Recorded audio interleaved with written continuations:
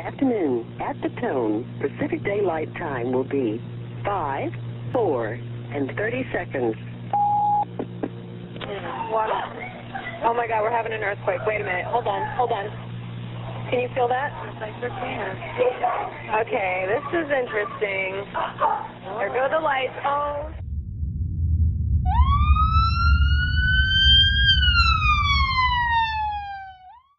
We are here at the Scotts Valley Library with Joellen and Rick Smith.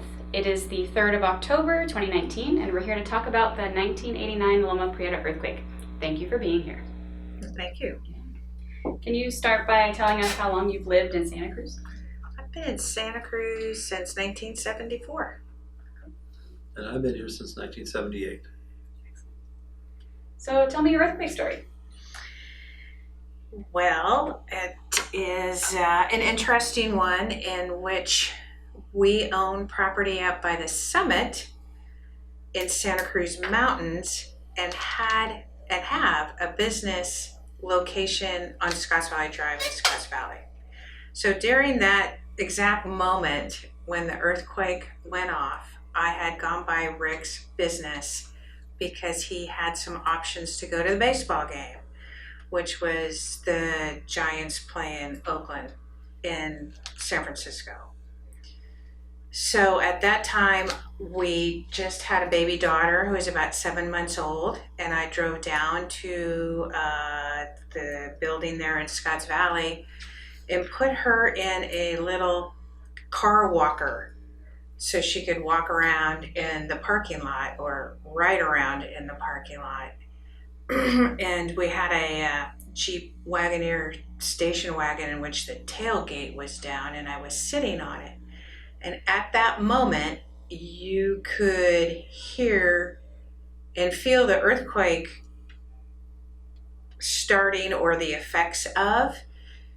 And at that time, up the street north on Scotts Valley Drive, that's all built out now, but it was a sand hill.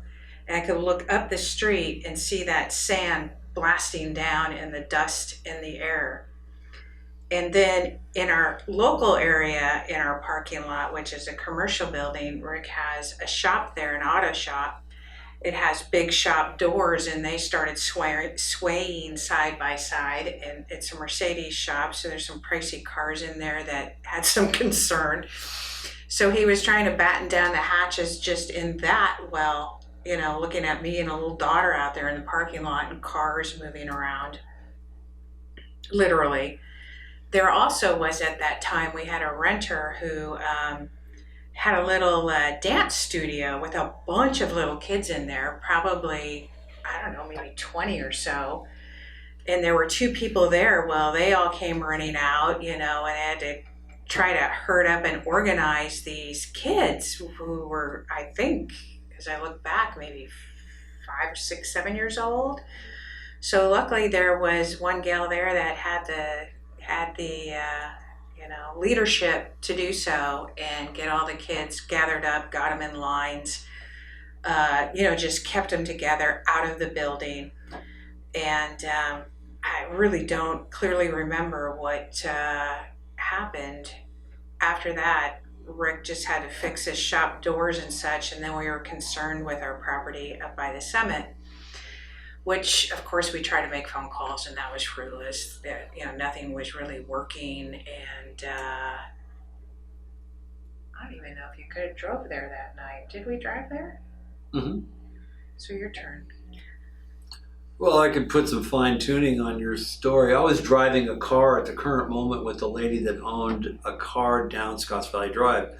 Now we were down by Granite Creek exit on Scotts Valley Drive. And in a car, the car was shaking, but everybody, not everyone, but most people or many people were getting out of their car looking at their tires, thinking they had a problem with their tires because when it was shaking, it's common. You're in a car, you think you have a flat tire in that situation.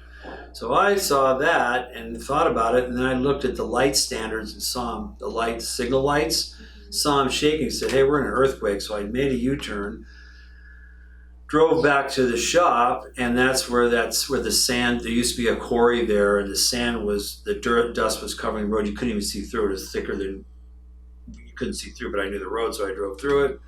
Came back to my shop, and the earthquake was over then. But one of the garage doors, which is a metal door, was rolled up. All the doors in the shop were rolled up, had fallen down. Not on a car, had fallen off, and it's many tons of metal.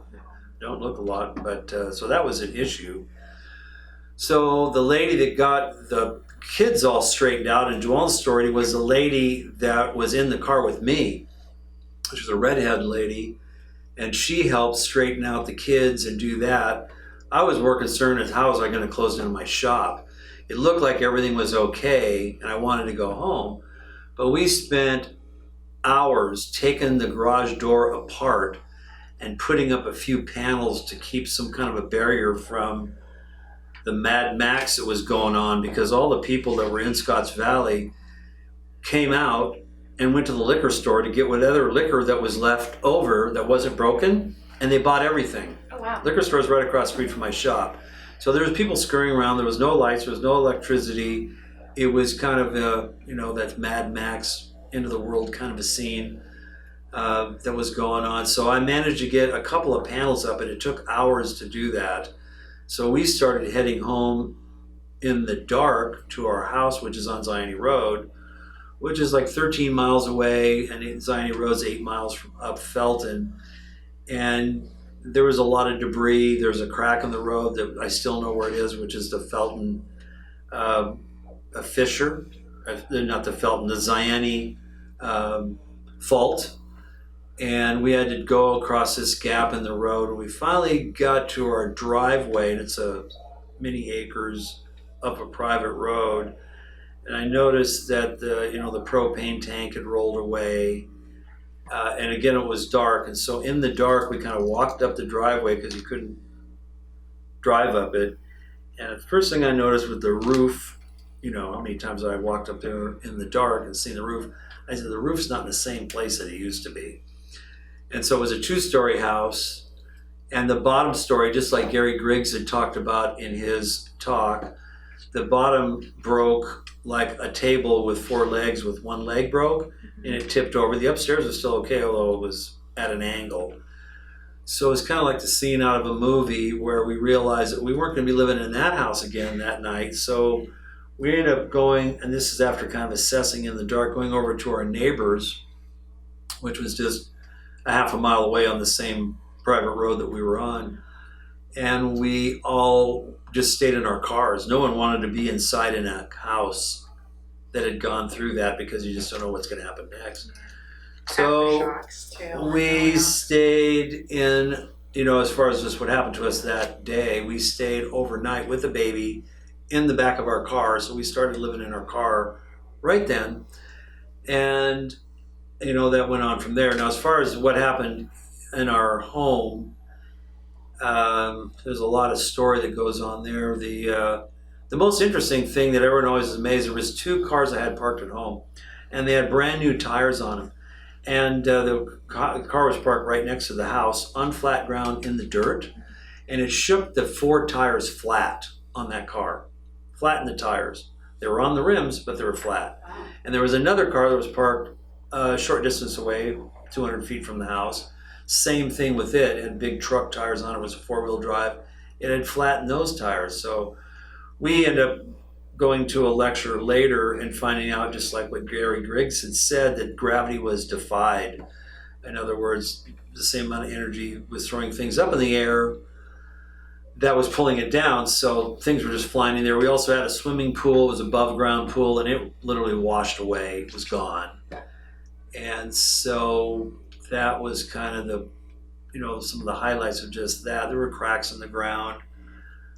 We were in the middle of remodeling the house, which meant that we were building a structure next to it with permits and so on.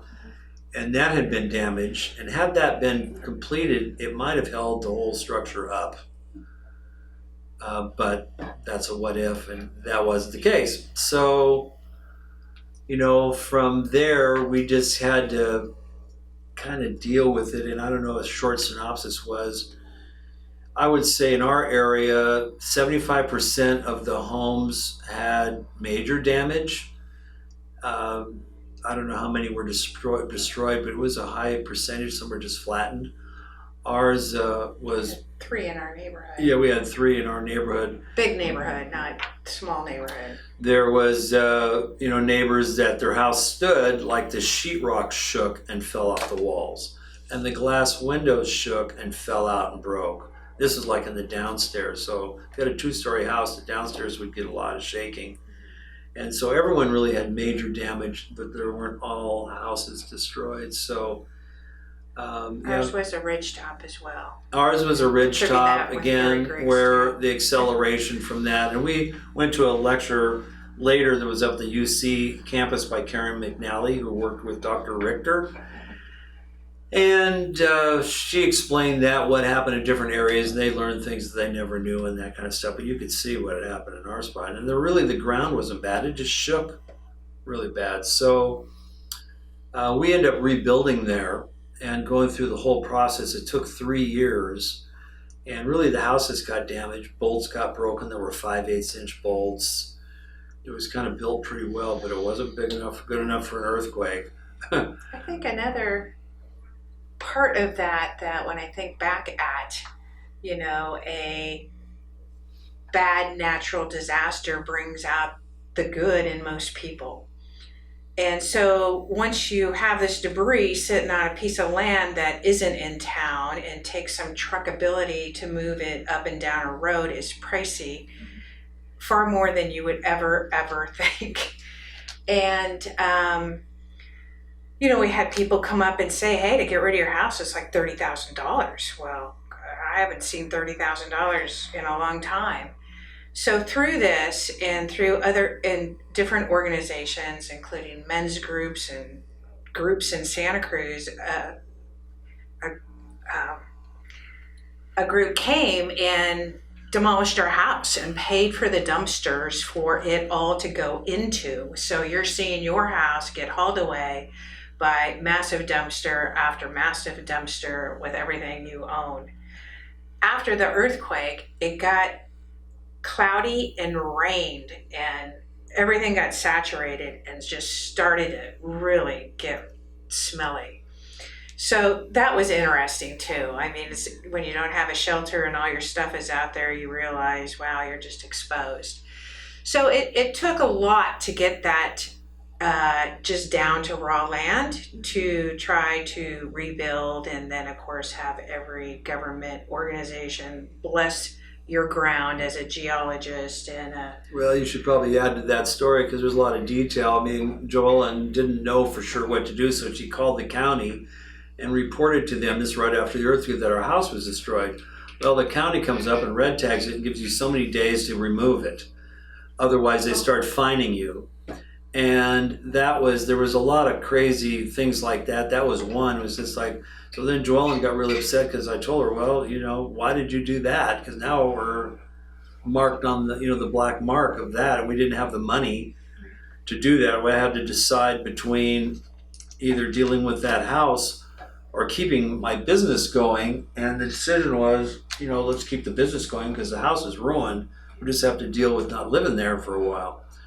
So that became an issue, and then, we worked through and got plans and all of that. It was a 5-year-old house, and so it was a brand new house, literally got thrown away in the dump. And then, and the remodel plans, they got thrown into the wind, and I'd spent money on that, and the foundation and everything had been done. So there were permits done, and everything had to get thrown away, scraped back down to dirt again, and then started a new plan where the county had rules, and they were frightened, so they had onerous rules now for rebuilding, and we got all the way through the plans and got engineering done, and they wouldn't release any permits because they were just afraid.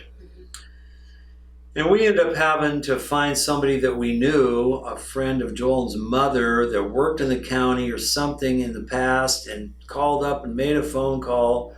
And somehow they released, because we had engineering done and everything, and even the county. Locatelli phoned me up, but the lady who did it was Helen Redgrave, and then we had a permit in hand the next day, which was amazing that, we're slipped between somebody's crack or they're holding us in a crack. That was supposed to be an expedited permit. I think the county had a lot of leg dragging going on at that time. I think some people who were outstanding in an earthquake, as far as what we have as organizations here, is Valley Churches United gets a big shout out still. I contribute to their Christmas fund every year because they are amazing. Mm-hmm. That was with Annette Markham back in the day. And the Major League Baseball players had created a fund and gave money, and they gifted us some with no strings attached to help us out, because we were like the round peg trying to put ourselves in a square hole. Nothing worked with a new business, new baby, house half built, half new built. Nothing was standard. We were all not standard. So it was a tough journey in all of that. And we had one daughter when we left, and we came back with a daughter and a son, and we lived in 5 different houses in 3 years. And I think Brian made our kids resilient in some respects, but it also, they were too young to really know. Makes they you were way too young to know. They just knew, and we finished a house and rebuilt there, and it's been okay. So a lot of loose ends in the story. I mean, the county's requirements, there was engineering requirements in the plans, and the county just rejected them and said, you've got to do something else, and we didn't even know what it was. What else was? The requirement for the metal and the concrete and so on, and the engineer said, well, do we fight them or just do what they want? So we decided just to go ahead and do what they wanted, even though it was more expensive. So how much was that foundation? The foundation, by the time we got to the mud sill, which is mean concrete and the wood just on the top of the wood, it was $55,000, and that was 91. And we got a loan from the government. Nobody gave it. They gave us a loan for $120,000, which was supposed to include our everything, personal property and everything else. But they wouldn't give you any money until you'd performed, and then they would pay you back. So with a new business, I just bought a commercial building in Scotts Valley. We kind of went from doing, we thought was okay, to kind of being on the verge of just hanging by a thread or being bankrupt. So then we had to come up, and I don't even know how we were able to do it in hindsight when I look back, come up with the money to do these projects and hire contractors.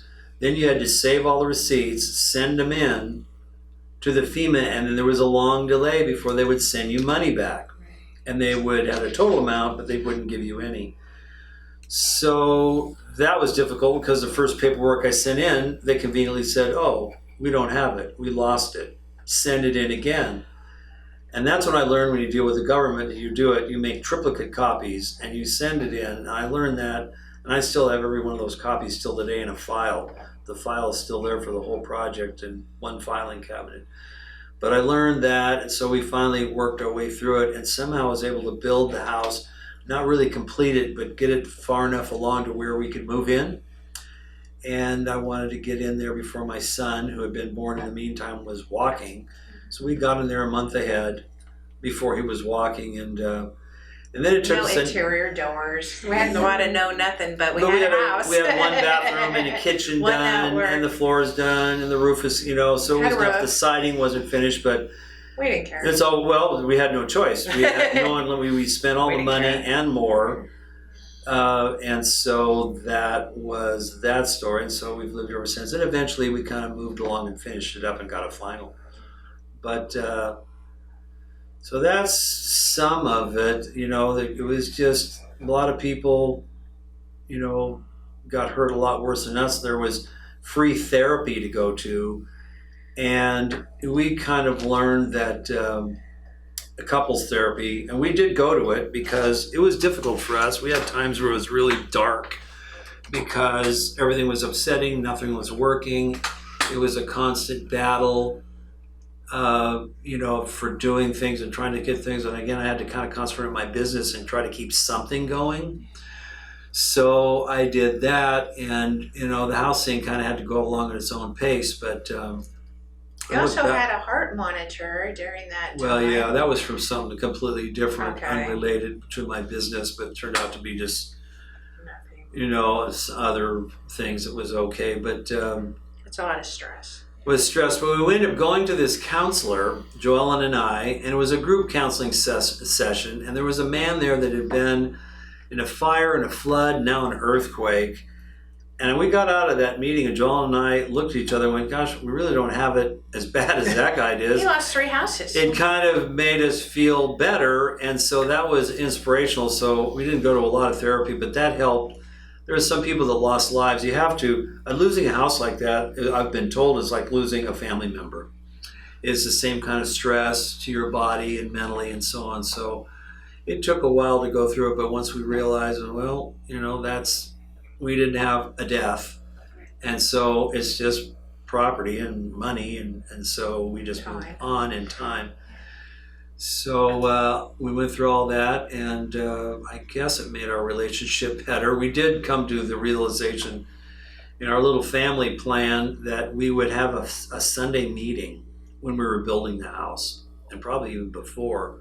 We would go through all the details of what was going to happen the next week, because we had people working for us at the structure eventually. And they were all friends too, by the way. friends. That's another story. They came and brought a travel trailer up. Rick's buddies were in commercial construction in Sacramento.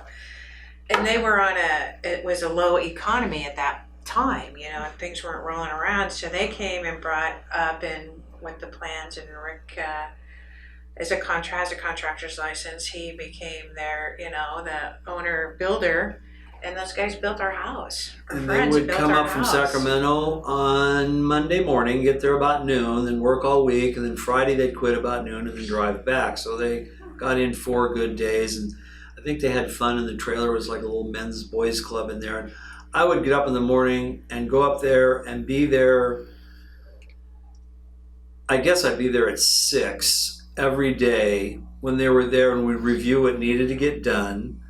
And then I would make them breakfast, or get breakfast going, and bake potatoes in the little thing. And there was 3 or 4 guys in the little trailer. Of course, there were beer drinking guys and that kind of stuff. And then we'd eat breakfast, and I would leave at 7 to go to my job in Scotts Valley, which was a half-hour drive away. And I need to look back on that and go, how did I get all the energy to do that? But that's kind of what it took. It looked like hands-on, everything worked well. And they built it during the winter. The foundation I had done by a different crew. But once I got to that $55,000 concrete crew, then I brought these guys in to go from there. And it was another rainy winter right after the earthquake. And so we had to change our plans and get plastic and cover the project because the wind was blowing and so on. And it ended up even changing our design because they had to do things to shore up the building because it was such a tough winter when we started to work on it. But that's some of the stuff that we made through. And we built the house and bolted it down better than before, but it's a 1-story house rather than before we had a 2-story house. We kind of decided on that. Yeah, we lost our view, but we don't have any stairs. We don't have any stairs, and the 2-story houses tend to tear themselves apart faster in the earthquake. So I read and learned and a lot of books on earthquake, and again, going to that, Karen McNally of the UC was one of the things I did, but read a lot of books just so I could come at peace with it and understand that we live in earthquake country, and there's going to be earthquakes. There's no way to get around it. The only thing you can do is either get earthquake insurance or live in the right place or hope that you're not in the wrong place at the wrong time. You've already had yours.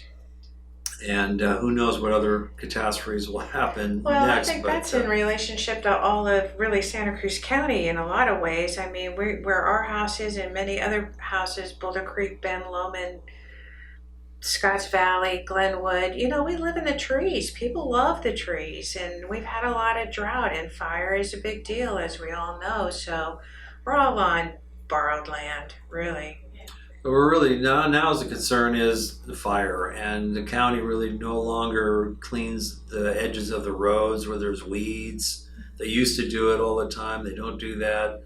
So it seems like, and we're in the Santa Cruz Mountains where we are is the highest risk in the state, one of the highest risk spots in the state. So we're hoping we don't get another disaster. But anyways, that is something. Do you have anything else to add, Joe? Ellen? I was looking at the list, but Can I ask a question? yeah. You bet. So what drove the decision to rebuild in the same spot rather than move somewhere else in the county? Well, gosh, I actually remember pulling out the newspaper and looking. Like, if I was at that property when it happened, I don't know if I really might have want to live there again. Since I wasn't, that wasn't wasn't a big scar in my mind. But I just remember looking at other property. We didn't have two nickels to rub together.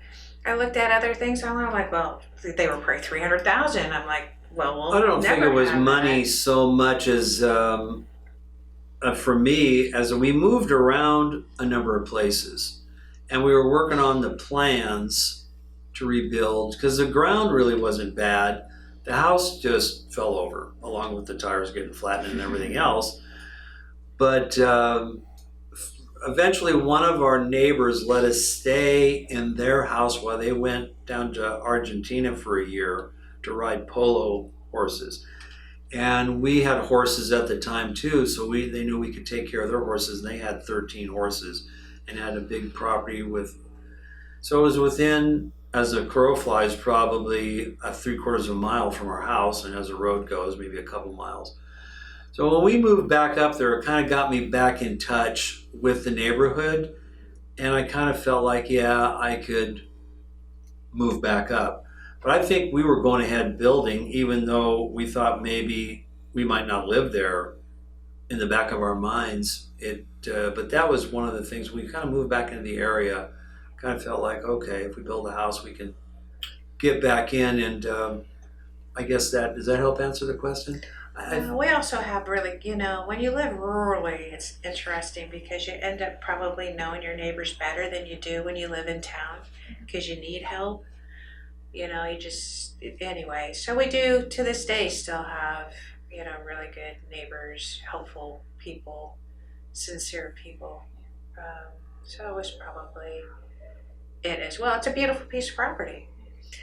Yeah. And you're still there. Well, we're still there with that property. Yeah, with that house. It's still a good looking house. It just has a story. And to this day, thanks to the County of Santa Cruz, no shout out to them. You erase that later. It's still recorded on our deed. And after 30 years, does it need to be? Does it need to have that? Are you in a floodplain? Are you in an earthquake? It's still mapped on natural hazard disclosures. So, I would assume it's always a disclosure, but, is it always on your deed? I don't know. So there was a lot of things with the government. I look back at it too. I mean, Santa Cruz town got beat up. I really think it was sad that they jumped the gun to tear down the Cooper house, even though they felt it was salvageable. They did salvage the one next door, as we saw in that presentation.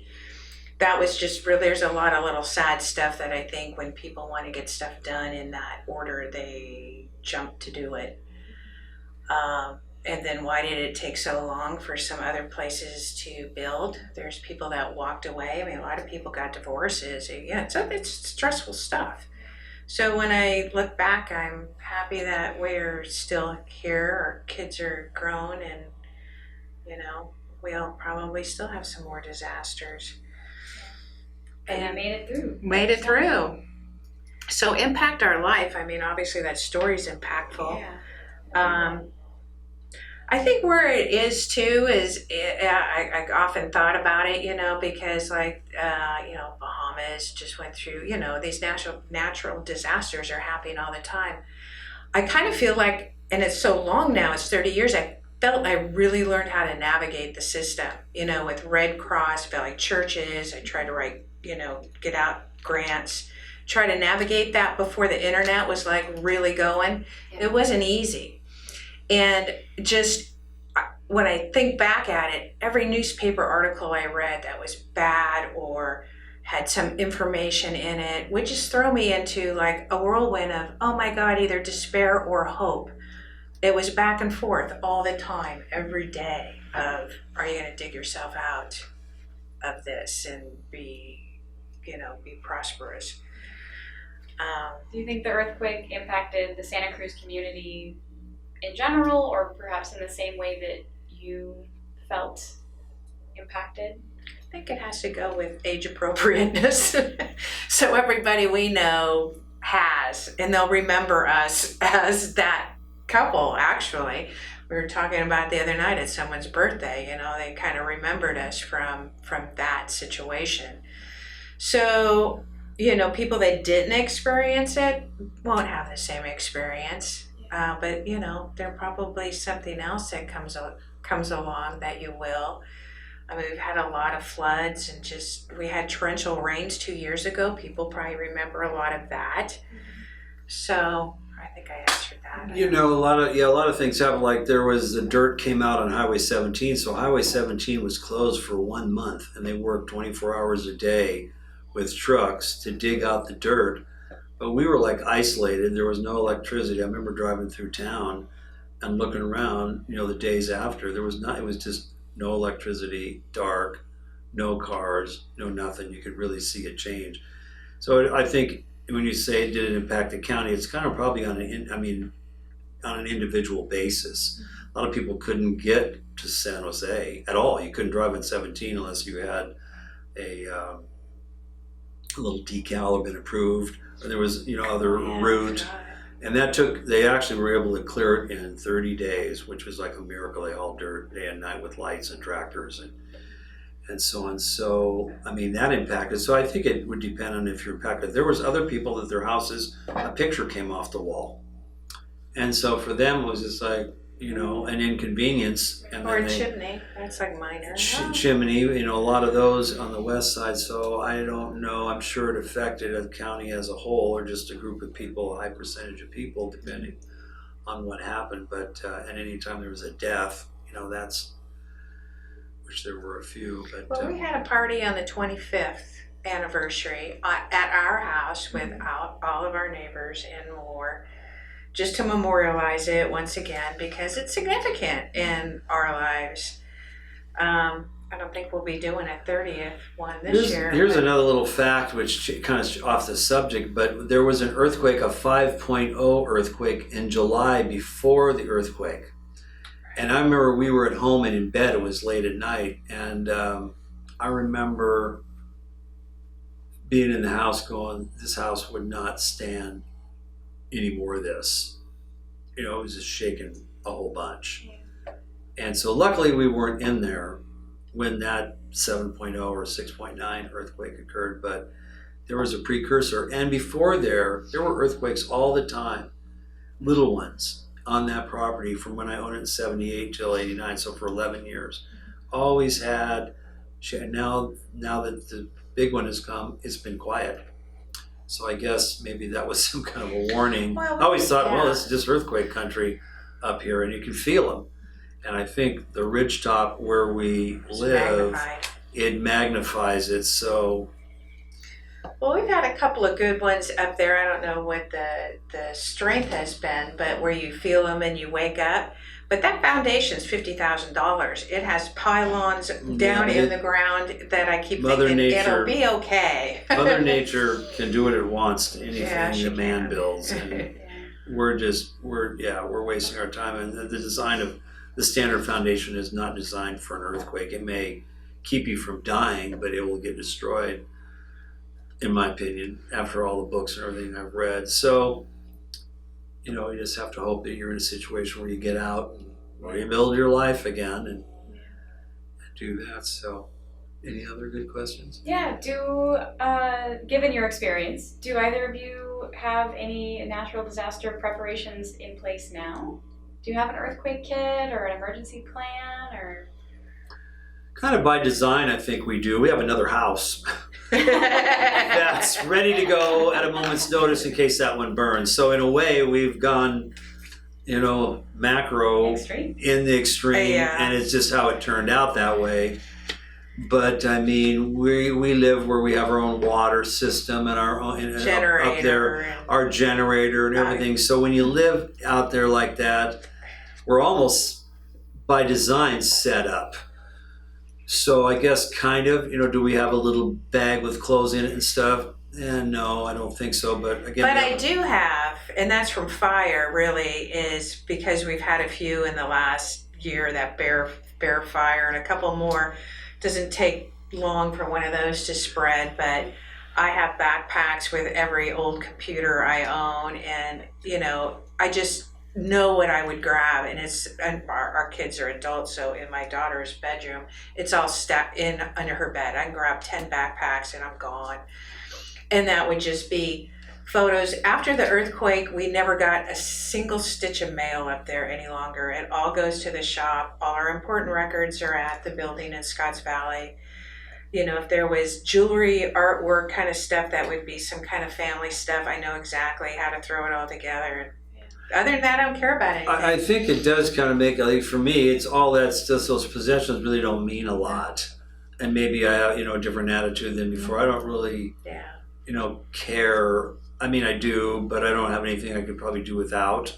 It would be the family that's the biggest thing, keeping track of those guys. I think maybe, and our children don't live at home.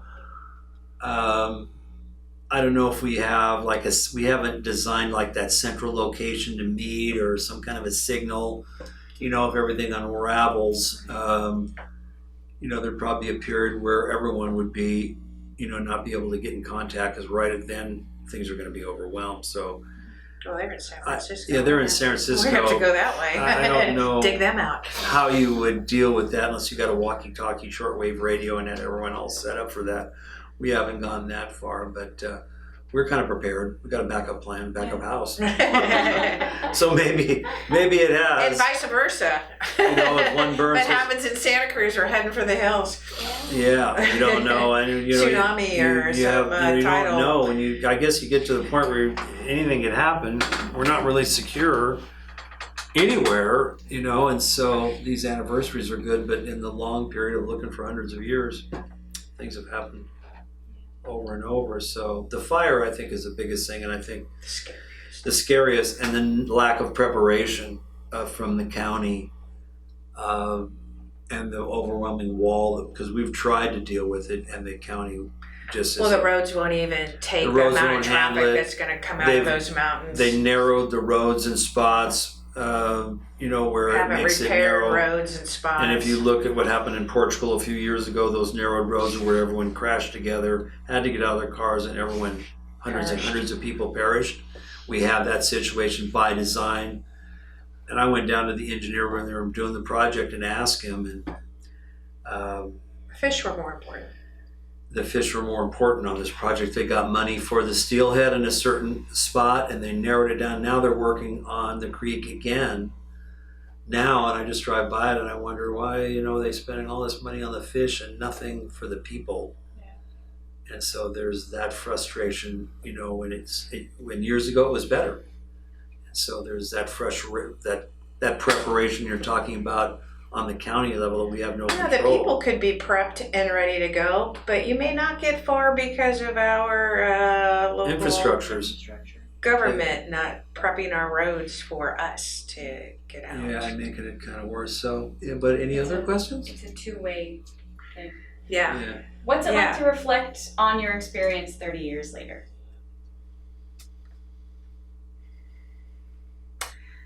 Well, I thought I was really going to start to cry a lot, but it's interesting to kind of walk through it and realize, 30 years is quite a bit of time from, when our kids were little to, them at least being 30 years old. And knowing we've stayed together all that time, that's pretty remarkable. So, they make you the people you are. And, I just hope, when other people have disasters, that we're able to help them as much as people helped us. There was a lot of help out of there from just people wanting to help. So I feel like we made our way through the world.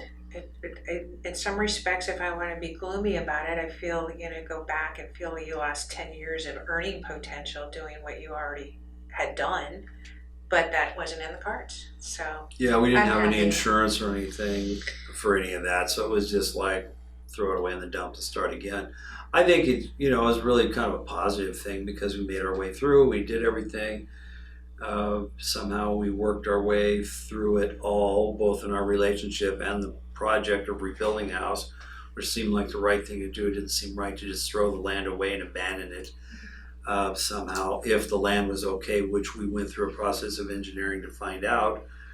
So I think it's kind of more of a positive thing. It was just one of those things happen in your life that at least you can go, well, we got that done. Hopefully there's nothing else. Another And good along story with for a the lot of help. grandkids or something when we ever have. Well, if anyone believes it, I'll there's live through newspaper articles like we didn't bring 1989. in regards to us, where somebody wrote an article and I had my business and the story that happened. I didn't bring that in. I guess we could have, or We still even could. later.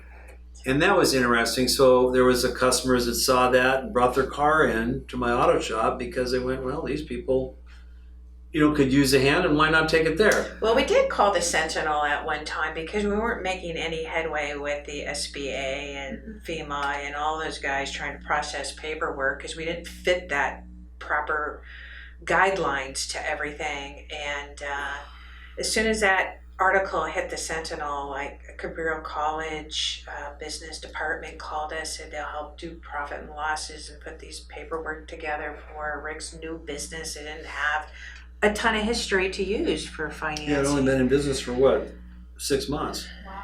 Yeah. So it went from So we're kind of lucky we doing didn't lose good, that starting a shop. new business, and I'd also bought this commercial building. And so, And had a baby.